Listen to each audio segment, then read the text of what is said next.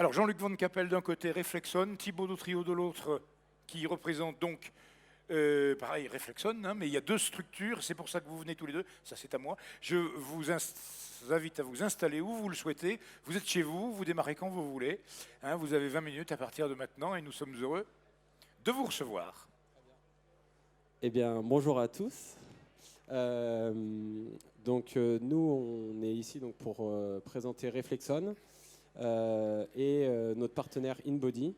Donc, je vais d'abord parler de InBody. Donc, InBody qu'on ne présente plus sur le milieu du sport et du fitness, car c'est les leaders sur la bioimpédancemétrie. Donc, c'est de l'analyse corporelle. Donc, ça permet en fait au niveau des sportifs de suivre leur forme, tout simplement. Donc, on va analyser via des courants électriques qui passent dans le corps. On va analyser leur masse corporelle, donc leur composition en termes de muscles, de masse grasse, etc., pour pouvoir suivre leur état de forme. Et on est surtout là pour présenter donc Reflexon. Donc Reflexon, c'est la première station d'entraînement cérébral cognitif au monde. Et donc c'est une station qui permet d'entraîner toutes les fonctions cognitives du cerveau, telles que l'agilité, les réflexes, la capacité d'analyse, la logique. Mais voilà, donc moi je suis représentant sur le développement commercial en France, mais il y a Jean-Luc Van Cappel qui est le general manager donc, de l'entreprise Neuron qui a développé Reflexon en Belgique, qui va mieux nous parler de la technologie Reflexon. Ok, eh bien, merci Thibaut. Merci à Sport Unlimited Tech de nous accueillir aussi pour parler de ce sujet. D'une idée est née une start-up et donc on va surtout parler de la proposition de valeur qui est derrière Reflexon. Alors l'idée, c'est deux messieurs, il y a 4 ans, qui se rencontrent. L'un est neurologue, l'autre est serial entrepreneur. Ils ont tous deux un certain âge et se disent tiens, c'est marrant, on fait de l'entraînement cognitif pour les sportifs de haut niveau, on fait de l'entraînement cognitif pour des militaires. Est-ce qu'il n'y aurait pas quelque chose pour faire de l'entraînement cognitif pour monsieur et madame tout le monde? Bien sûr, on connaît la fameuse quote du fondateur de Nike qui dit « Si vous avez un corps, vous êtes un athlète. Dans ce corps, il y a un cerveau et pour ce cerveau, il n'y avait pas beaucoup de moyens pour l'entraîner. Il y avait des choses qui se passaient en laboratoire avec des opérateurs qui analysaient les flux. Tout ça a été plus ou moins validé. Et de là est née l'idée de faire une machine qui est autonome et qui pouvait correspondre aux valeurs qui sont reprises dans le sport. Alors pour parler du sport, je dirais que rien de tel que des sportifs. Alors je vais vous montrer 2-3 vidéos, j'espère que le son passe avec. Et je vais commencer par un contre-exemple. Ce contre-exemple, il est très parlant quand on parle d'attention et ici forcément quand on parle d'inattention. Et malheureusement, le son ne passe pas. Donc, naturellement, cette personne parle, je vous invite à aller voir, c'est des fichiers qu'on peut retrouver facilement. Donc, c'est Jérôme Cousin qui parle d'une de ses défaites et qui dit, pendant toute la course, j'ai mené et puis à un certain moment, je me suis fait rattraper. J'ai voulu changer de plateau, j'ai regardé mon plateau. En 2-3 secondes, j'ai fait une faute d'inattention et cette faute d'inattention m'a forcé à finir dans les graviers et donc il a dû se rattraper avec une chute et il a perdu sa course. Ces 2-3 secondes lui ont été fatales. Dans d'autres sports, c'est d'autant plus parlant. Alors, comme je sais qu'ici il y a des fans de rugby, je pense, voilà, je ne présente pas le match, c'est un match France-Italie où le détail de l'interception jusqu'à la réalisation du point fait appel, bien sûr, à des capacités physiques, à un sens tactique, mais surtout, regardez les yeux, la coordination, l'intuition, le réflexe et la touche finale qui est « je sais qu'il est dans mon dos » et on marque. On est sur le rugby, on passe sur le basket, on est dans le money time. Money time, c'est bien sûr le temps où les personnes vont faire une grande différence. Et en fonction de cette différence, on arrive au win or lose time. Et le win or lose time ici, il reste 5 secondes, 4 secondes 3. L'équipe adverse a la balle et il y a un défenseur en face de lui. Ce qui fait la différence, c'est le degré d'attention. Ce degré d'attention, cette capacité à rentrer dans le flow, mène à ce qu'on appelle le win time. Regardez, ça se joue à pas grand-chose, mais les conséquences sont bien sûr, pour l'équipe perdante ou l'équipe qui gagne, assez grandes, surtout dans les playoffs. Alors, ce qui est vrai en sport d'équipe, le reste d'autant plus, encore honneur aux Français. Ici, on voit clairement une capacité d'attention, d'observation, d'agilité, de mise en mouvement de son poids au bon moment pour arriver à un résultat. Et là, petit cocorico belge, parce que forcément, même si on est en France, je me dois de dire qu'on a aussi des champions en Belgique. Goffin, lors d'un match contre Nadal, où on voit un point qui reste assez exceptionnel, un passing. Ce passing demande énormément d'attention, d'agilité pour arriver au point qui est gagnant. Ce qui est remarquable ici, c'est la capacité de l'athlète d'être dans le moment présent, d'accompagner sa balle jusqu'au dernier moment. Alors, très bien, on est sur les sportifs. Tout le monde sait que les sportifs, c'est beau, c'est grand, ce sont des valeurs qui sont pures et qui parlent à tout le monde. Mais comment arriver à faire un business model pour monsieur et madame tout le monde? Le but ici était de présenter une approche un peu disruptive parce que tout le monde a un corps, tout le monde a un cerveau. Et puis finalement, est-ce qu'on a le temps d'entraîner son cerveau? Et est-ce que le modèle serait économiquement viable si on inventait quelque chose? Les raisons, elles sont les mêmes que pour les sportifs. On est tous amenés à un certain moment à avoir une faute d'inattention qui peut mener au win or lose time quand on parle de sa voiture et qu'on essaye d'éviter, au win or lose time quand on parle dans une réunion et qu'on doit faire appel à tous ses sens pour regarder autour de soi et avoir la réponse adéquate qui peut mener à un contrat rondement signé. Alors ici, je vais quand même essayer de faire quelque chose parce que bien sûr, il y a un côté scientifique derrière tout ça et on a Marc Levivier qui est professeur ordinaire au CHU de Lausanne et qui est neurochirurgien, qui est le président de notre comité scientifique. Je vais essayer de rapprocher le micro de l'ordinateur pour voir si on va avoir une qualité sonore adéquate. Je suis Marc Levivier, le président du comité scientifique de Neuron Academy qui a développé la station ReflexOn. La station ReflexOn, c'est un tout nouveau concept qui permet de faire de l'entraînement cognitif. C'est un système avec une station autonome qui contient un appareil informatique qui permet en 3D de faire une série d'exercices pour entraîner ses fonctions intellectuelles, ses fonctions cognitives, un peu comme il existe des stations d'entraînement physique.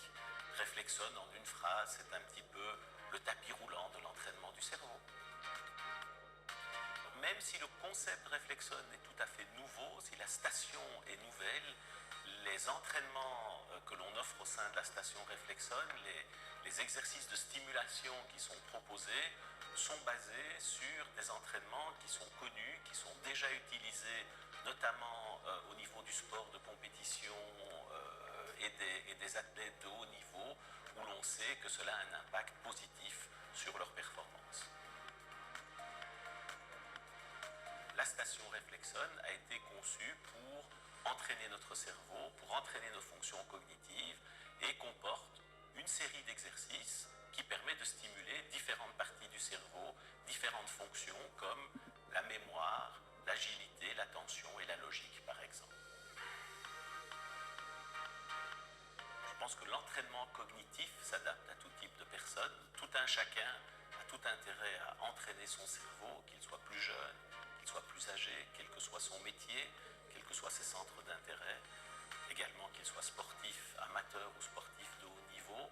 L'entraînement cognitif va l'aider à améliorer ses performances. Et la station ReflexOn permet d'avoir différents niveaux d'entraînement qui vont permettre à tout un chacun de pouvoir faire cet entraînement à son propre rythme. L'entraînement cérébral, c'est l'avenir. En fait, on a passé beaucoup de temps à entraîner notre corps, il faut certainement continuer à le faire, mais maintenant il faut également entraîner notre cerveau, et une station comme Reflexon permet de le faire. Voilà. J'espère que le son était un peu correct par rapport à l'image. Bien sûr, derrière tout ça, on s'intéresse un peu plus en détail au EEG, à l'électroencéphalogramme, pour valider le côté scientifique de l'approche Reflexon. Et donc, nous avons fait des tests en collaboration avec le professeur Cheron, qui est professeur ordinaire à l'ULB Erasme, donc l'Université libre de Bruxelles, et qui valide certains points. On a fait une étude qualitative avec la station dans son laboratoire qui a montré deux choses pour valider l'entraînement sur Reflexon. La première chose, si vous voyez le petit graphique du côté A, nous avons l'imagerie cérébrale avant le Reflexon, et du côté B, sur l'ensemble des Kobe, qui étaient des étudiants plus des personnes venues de l'extérieur, elles ont toutes montré une augmentation significative des ondes alpha. Et les ondes alpha, c'est les ondes qui vous permettent de rentrer dans le flow, dans le moment présent, et qui montrent aussi une capacité d'attention accrue. Qu'est-ce que ça veut dire? En gros, avec Reflexon, nous pouvons augmenter la vigilance. Qui se dit plus vigilant, dit forcément, se dit plus performant sur une épreuve sportive et sur des épreuves qui pourraient être non sportives. Alors au niveau du business, clairement on s'intéresse au sport parce que ces valeurs sont bonnes et que ça parle à tout le monde. Le petit détail qui va faire la grande différence amènera la différence significative sur le terrain. Mais bien sûr, ça peut parler à monsieur et madame tout le monde aussi au travers différents lines of business. Les seniors, parce qu'on a tous envie de vivre le plus longtemps possible avec des capacités cognitives optimales. On va parler des étudiants qui doivent arriver à rentrer dans le flow sur des cours qui sont parfois un peu rébarbatifs. On va parler forcément du corporate parce que ce sont les athlètes du quotidien aussi. Et pour des athlètes différents qui sont des musiciens et qui doivent performer sur une scène, cette capacité à rentrer en attention est valorisable pour eux aussi. Alors la station a l'originalité d'être autonome. Il y a un algorithme qui a été décliné à l'intérieur de l'avion de chasse informatique qui se trouve à l'intérieur. On parle de réalité virtuelle et donc on est immergé dans des expériences d'entraînement qui sont très prenantes, mais surtout il n'y a pas besoin d'opérateur à côté. La personne sort son smartphone, il y a une application mobile dédiée et qui permet de s'entraîner à son propre niveau. Le but n'est pas d'améliorer son niveau sur des expériences d'entraînement, le but est de continuer à utiliser son cerveau de manière surprenante pour travailler sur la plasticité cérébrale et arriver à être plus performant au quotidien. Bien sûr, on va travailler la mémoire, l'attention, la logique et l'agilité. Au niveau de la communication, on est un peu disruptif aussi. S'il vous plaît, quand vous allez vous entraîner, ne laissez pas votre cerveau au vestiaire. Il vient avec vous sur le terrain, il vient avec vous quand vous vous entraînez dans votre vie de tous les jours. Prenez 10 minutes pour utiliser aussi vos capacités cognitives. Bien sûr, tout ça n'est pas possible et c'est le fruit de différents piliers dans une start-up. Le fondateur, Michel Nijinsky, et d'autres piliers qui correspondent à chaque fois à des compétences stratégiques dans le management d'une start-up, qui mènent maintenant à de premières installations. On est très heureux de pouvoir vous montrer aussi, avec le son ce serait mieux, mais on va réitérer, ce que ça donne dans un environnement bien connu des sportifs du quotidien, qui est des salles d'activité physique, récréative et sportive.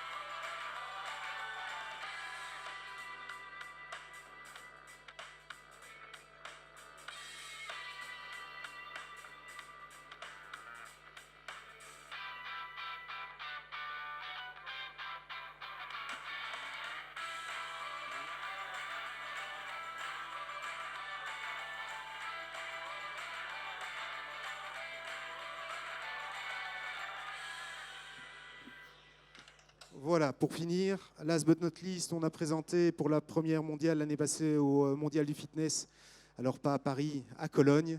Nous avons reçu le prix de l'innovation 2019. À côté de ça, il faut savoir aussi, et je suis autorisé à le dire aujourd'hui, que nous travaillons déjà à l'évolution du produit qui passe par deux spécificités principales. La première spécificité, la rendre de plus en plus portable pour pouvoir l'installer dans d'autres lines of business de manière beaucoup plus adéquate. Et la deuxième spécificité, que l'on travaille actuellement en réalité virtuelle, nous étudions la possibilité de le faire en réalité augmentée aussi.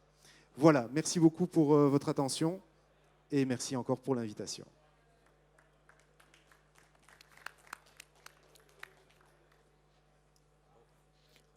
Y a-t-il des questions, mesdames, messieurs, ou souhaitez-vous approfondir la présentation qui vous a été faite? Je vous remercie pour cette belle présentation.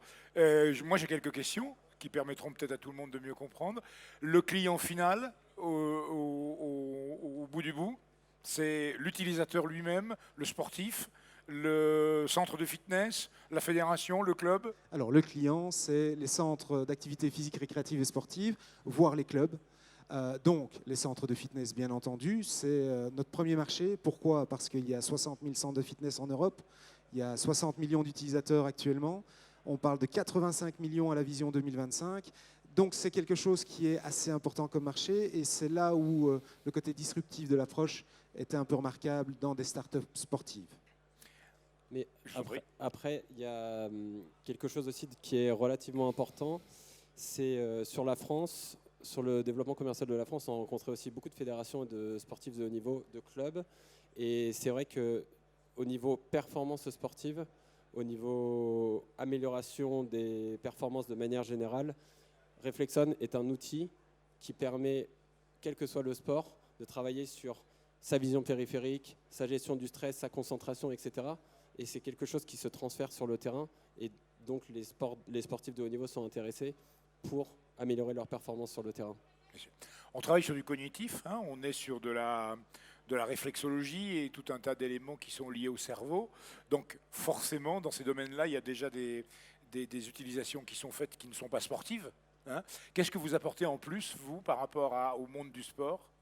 Alors, la première chose, c'est qu'on est immergé dans l'expérience d'entraînement. Donc on aura une capacité d'attention décuplée parce qu'on est dans cet environnement virtuel. On n'est pas perturbé par un environnement en 2D où il y a à chaque fois un opérateur. Et on est aussi sur une solution autonome. La solution autonome, ça veut dire qu'avant mon entraînement, je peux par moi-même, je ne dois pas attendre le kiné ou le coach pour mettre la station en route ou pour calculer les résultats. La personne peut venir directement, faire sa séance de 10 minutes et partir sur le terrain. D'accord. Donc on est véritablement sur quelque chose d'autonome. Complètement Exactement. autonome. Complètement autonome et adapté à la personne, vu qu'il y a un algorithme qui calcule ses résultats automatiquement. Quels sont, ce sera la dernière question, quels sont les utilisateurs, enfin la typologie des utilisateurs aujourd'hui qu'on rencontre dans le domaine du sport? Alors, ça va aller des sports de précision, l'escrime, réflexe, ça va aller sur le basket, sur le rugby, sur la multitude de sports qui fait appel à quoi? Aux capacités cognitives, parce que le seul maître à bord, c'est le cerveau. Bien sûr. Ok. Merci beaucoup. Où est-ce qu'on vous retrouve ici? Dans quel stand? Sur quel stand? Dans le fond. Numéro 13, tout au fond. Et si vous voulez essayer la station, ça prend 10 minutes. Et rien qu'avec un entraînement, on augmente les capacités cognitives. Alors, je vais y aller de ce pas, je crois. Voilà. Merci Super. beaucoup, mesdames, Merci messieurs. beaucoup pour Rendez-vous donc sur le stand de Reflexon si vous voulez tester la station. Il n'est pas impossible que je passe vous voir, juste pour le, voilà, C'est juste pour le certain, fun. c'est Hein? certain. Merci beaucoup.